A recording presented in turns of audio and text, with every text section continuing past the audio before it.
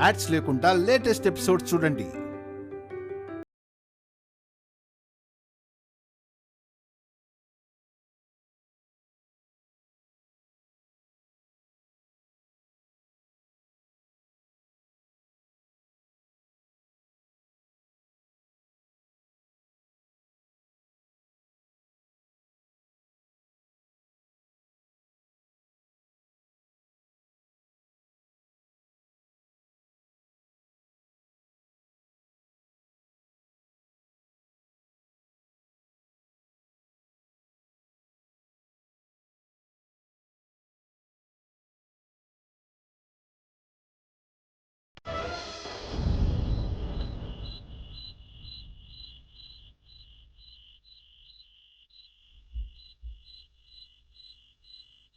అమ్మయ్యా, కన్నయ్య నువ్విక్కడే ఉన్నావా? నిన్ను చూసేసరికి నా భయం మొత్తం పోయింది. అవును కన్నయ్య, నువ్వు ఎప్పుడైనా నాలాగా ఒంటరిగా ఉన్నావా? ఇంతకీ నువ్వు ఒంటరిగా ఉన్నప్పుడు ఏం చేసేవాడివి? నువ్వెలా ధైర్యంగా ఉండేవాడివి? నీకు భయం వేసేది కాదా? నాకంటే నువ్వున్నావు, మరి నీకెవరున్నారు? సరే కన్నయ్య, నువ్వేం చెప్పొద్దు. నీకోసం నేను ఒక పాట పాడతాను.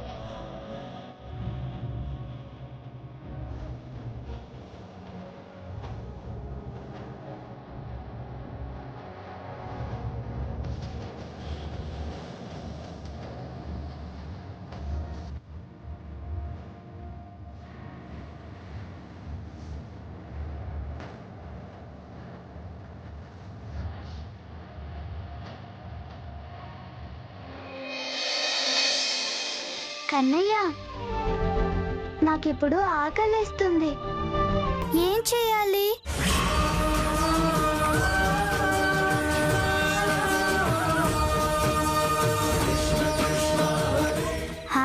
అరే, చక్కెర పొంగలి.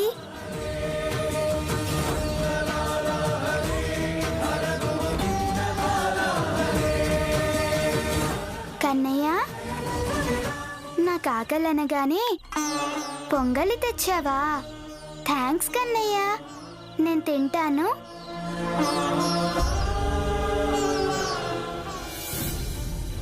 చక్కెర పొంగలి చాలా బాగుంది. మమ్మీ చూస్తే నాకు కడుపు నొప్పి వస్తుందని తిననివ్వదు. అందుకే దీన్ని ఎక్కడైనా దాచిపెడతాను.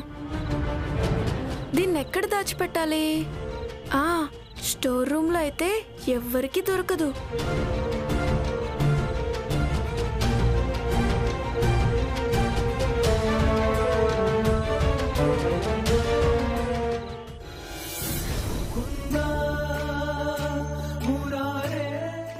చాలా బాగుంది.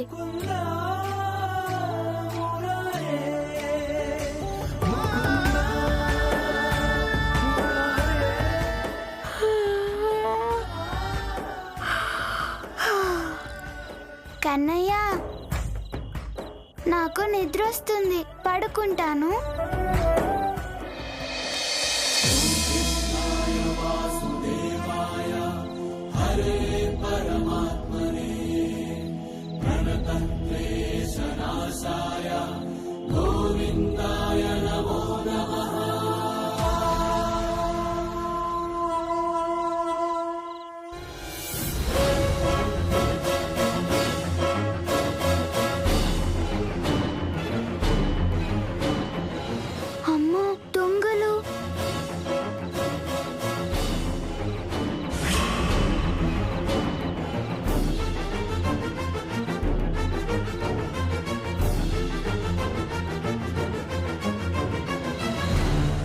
ఇంట్లో ఉన్న వస్తువులు ఒక్కొక్కటి లక్షల్లో పలుకుతాయి. ఏ ఒక్కటి ఎత్తుకొచ్చినా మన ఇల్లు బంగారమే. సరే నేను ఇటెళ్దా, నోట్ వచ్చాయి. నువ్వు అటెలు, నేను ఇటెళ్తా. సరే జాగ్రత్త.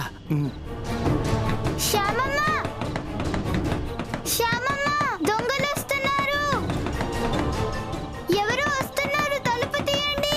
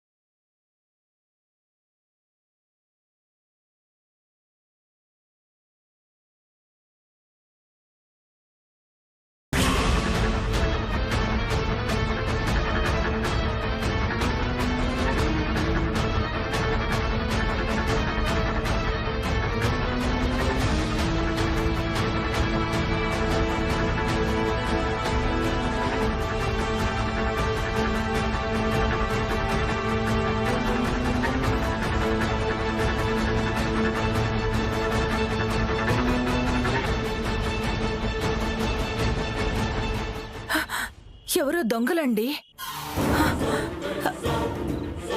కొంచెం లేట్ అయితే ఎంత ఘోరం జరిగేదో. అవును, ఫ్లూట్ సౌండ్ వచ్చిందేంటి?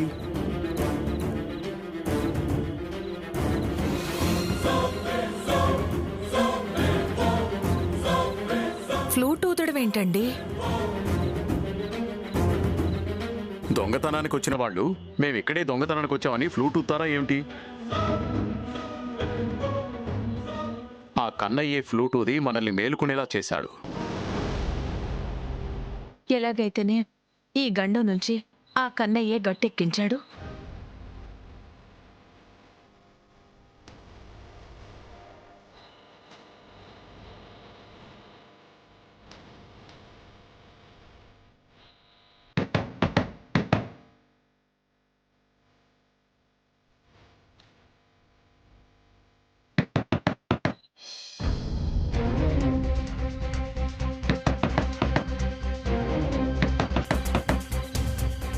తలుపు తీయండి.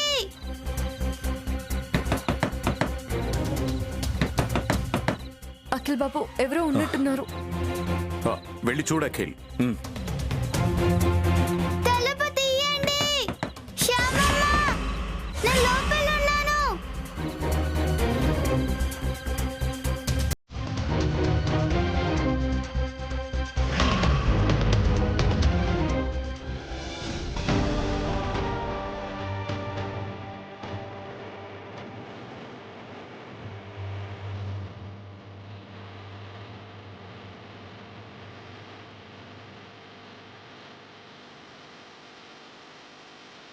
శ్యామమ్మ దొంగలు వెళ్ళిపోయారా? దొంగలొచ్చిన విషయం మీకెలా తెలుసు? వాళ్ళని నేను చూశాను.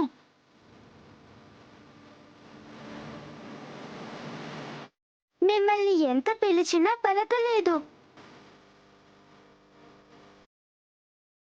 అందుకే కృష్ణుడి ఫ్లూట్ ఊదాను. అంటే ఫ్లూట్ ఊదింది నువ్వా? అవును సార్, నేనే. నీ వల్ల ఈ ఇంటికి ఎంతో మేలు జరుగుతుందని గురువుగారు చెప్పారు. ఇప్పుడు అదే నిజమైంది నాన్న. ఈ ఇంట్లో కంపెనీకి, ఈ ఇంటికి సంబంధించిన డాక్యుమెంట్స్, ఖరీదైన వస్తువులు ఉన్నాయి. ఆ దొంగల్ని నువ్వు చూడకపోతే వాళ్ళు అన్నీ ఎత్తుకెళ్ళిపోయేవారు. నీ వల్ల మాకు ఈరోజు ఏ నష్టం జరగలేదు. థ్యాంక్స్ కన్నయ్య. అవును కన్నయ్య, నువ్వు లోపలున్నావేంటి? నువ్వు ఇంటికి వెళ్ళిపోయావు అనుకున్నావు. మీతో ఇక్కడే ఉంటానని చెప్పి ఇంటికెందుకు వెళ్తాను సార్? అయితే ఆ స్టోర్ రూమ్ లోకి ఎలా వెళ్ళావు?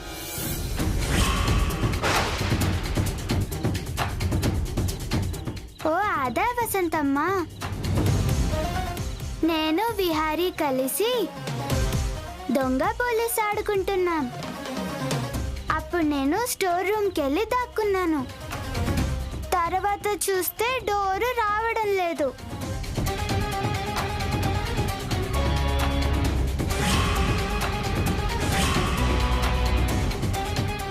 అప్పుడు నువ్వు మమ్మల్ని పిలవాల్సిందే. పిలిచాను శ్యామమ్మ, కానీ మీరు వినిపించుకోలేదనుకుంటా. ఆ చీకట్లో నాకు చాలా భయం వేసింది. అంతలో ఆ కన్నయ్య కనిపించాడు.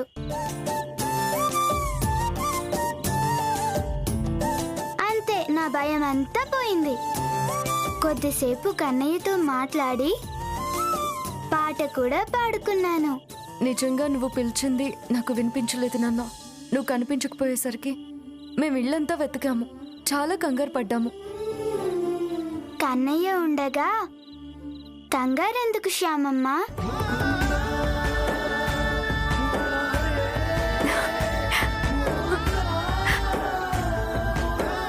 విహారీ, స్టోర్ రూమ్ డోర్ పెట్టింది నువ్వేనా? లేదు మమ్మీ.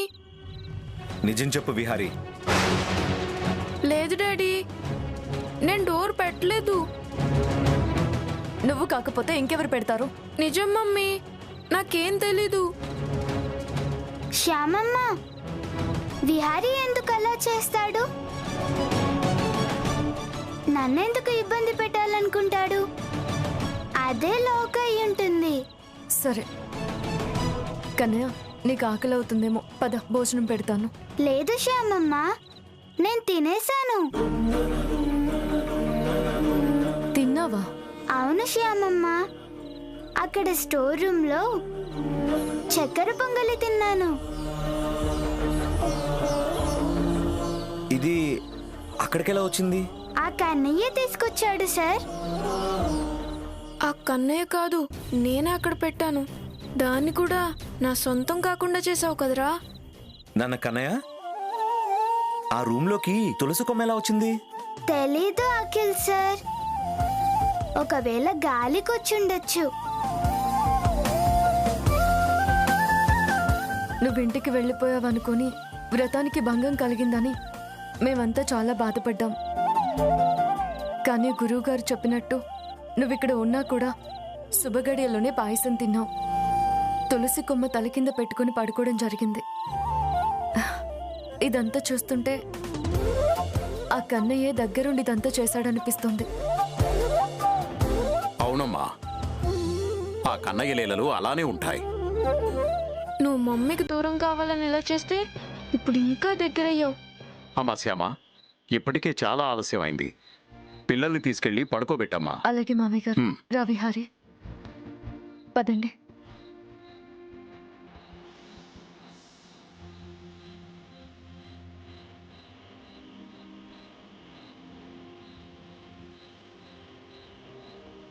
మీరు వెళ్ళండి డాడీ, పడుకోండి. సరే నాన్న.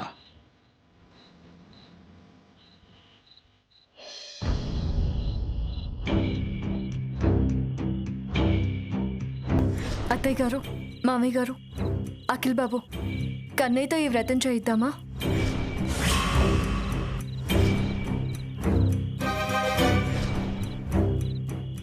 విహారీ, స్టోర్ రూమ్ డోర్ పెట్టింది నువ్వేనా?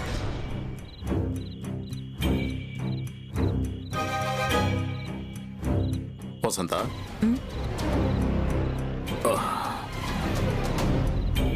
పడుకోకుండా ఏం ఆలోచిస్తున్నావు? శ్యామ గురించి. శ్యామ ప్రవర్తన నాకేం నచ్చడం లేదండి.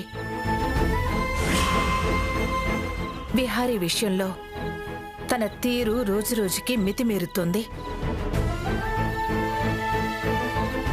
చిన్నపిల్లలన్నాక చిన్న చిన్న తప్పులు చేయడం సహజం. కానీ వాటికే పట్టరాని కోపం తెచ్చుకుని కన్న కొడుకని మర్చిపోయి విహారీని దండిస్తుంది. పిల్లలు తప్పు చేస్తే తల్లే కదా బుద్ధి చెప్పాలి వసంత.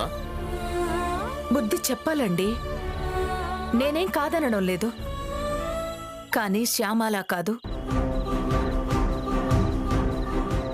పిల్లాడు తెలుసో తెలియకో ఏదైనా చిన్న తప్పు చేస్తే వాణ్ణి దగ్గరికి తీసుకుని చుట్టుపక్కల ఎవరైనా ఉన్నారో లేరో అని చూసి ఇలా చేయడం తప్పు నాన్నా, ఇంకోసారి చెయ్యొద్దు అని బుజ్జగిస్తూ సర్ది చెప్పాలి.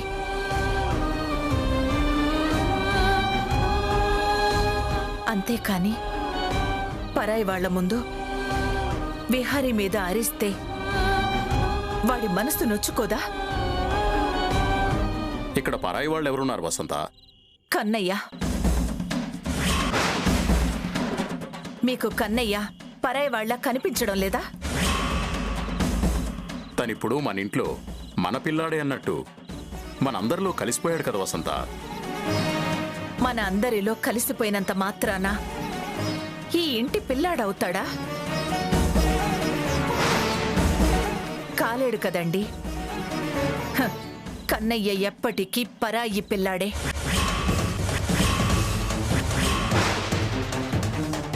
ఏ విషయంలోనూ విహారీకి సరి సమానం కాదు. కానీ ఎందుకో తెలియడం లేదు, శ్యామ మాత్రం కన్నయ్యని అతి గారాబం చేస్తోంది. కళ్ళ ముందు కన్న కొడుకు ఉన్నా గాని కన్నయ్యని ఇష్టపడుతుంది, ప్రేమిస్తుంది. కన్నయ్య మాటల్ని చేష్టల్ని చూసి తను మురిసిపోతుంది. కొన్నిసార్లైతే శ్యామ కన్న కొడుకు కన్నయ్యనేమోనని నాకు అనుమానం వస్తుందండి. పరాయి పిల్లాడి మీద అంత ప్రేమ చూపించడం అవసరమా చెప్పండి? కొంతమంది పిల్లల్ని చూస్తే అలాగే ఉండిపోతారు వసంత. హ, కన్న కొడుకును పక్కన పెట్టి ఆ కన్నయ్యకి ఈ కుర్రాడి చేత పూజ చేయించేంతలానా? చెప్పండి. మీరీ విషయంలో శ్యామాని సమర్థిస్తే నేను ఒప్పుకోను.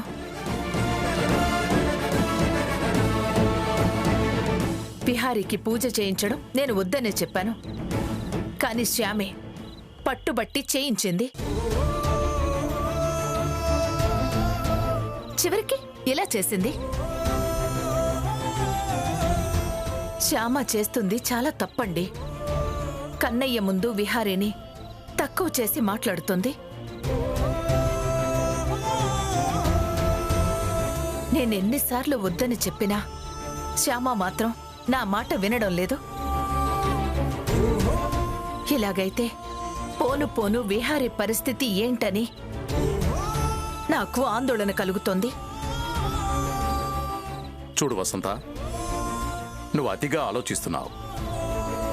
ఏ కన్నతల్లైనా ఎప్పుడూ తన బిడ్డని కష్టపెట్టదు.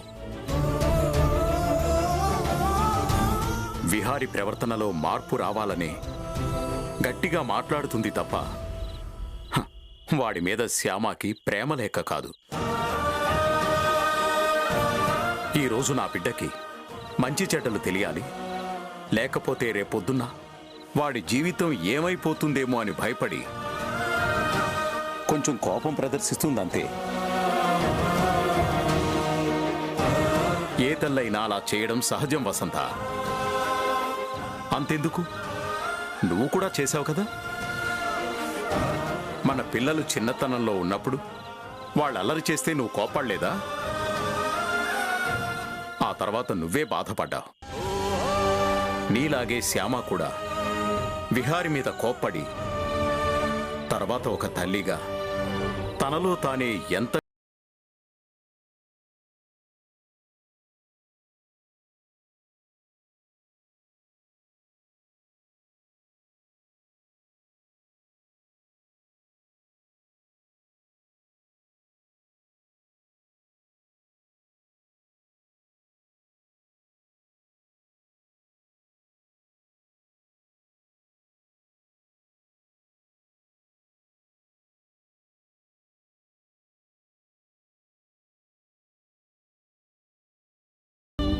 పడుకో వసంత.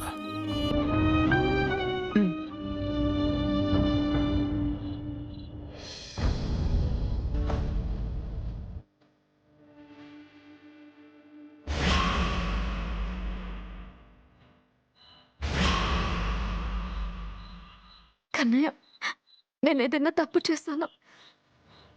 లేదు కదా. మరి అత్తయ్య గారు ఎందుకు నన్ను తప్పు పడుతున్నారు?